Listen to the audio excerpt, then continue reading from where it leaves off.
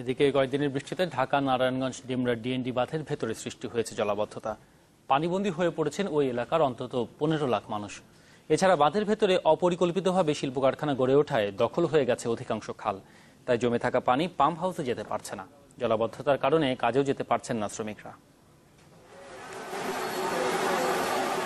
গত কয়েকদিনের টানা বৃষ্টিপাতে প্রায় 1.5 থেকে 2 ফুট পানির নিচে তলিয়ে গেছে নারায়ণগঞ্জের ডিএনডি বাঁধের ভেতরের এলাকা।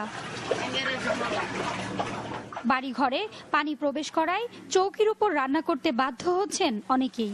স্কুল কলেজগামী ছাত্রছাত্রী সহ অফিসগামী খেটে খাওয়া মানুষকে পড়তে হচ্ছে চরম বিপাকে।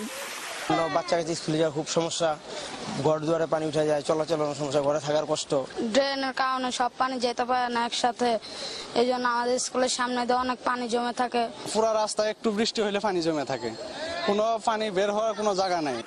স্থানীয়দের অভিযোগ, অপরিকল্পিতভাবে বাড়িঘর ও শিল্প কারখানা নির্মাণের ফলে সংকুচিত হয়ে পড়ছে ডিএনডি এলাকার পানি নিষ্কাশনের অধিকাংশ খাল। অন্যদিকে পলিথিন সহ নানা বর্জ্যের কারণে ডিএনডি ক্যানেল দিয়ে স্বাভাবিকভাবে পানি নিষ্কাশন হতে পারে না।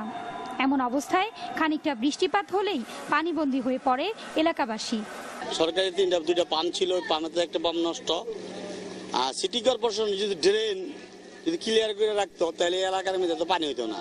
বৃষ্টি এলে পানি উঠে, এই অবস্থা। পানি উঠলে ঘরে থাকা যায় না, পাকের ঘরে পানি উঠতে যায়, রান্না বাড়া করা যায় না। ক্যানেলে পানি আসতে না পারায় দ্রুত পানি নিষ্কাশন সম্ভব হচ্ছে না বলে জানালেন পাম্প হাউসের প্রকৌশলী।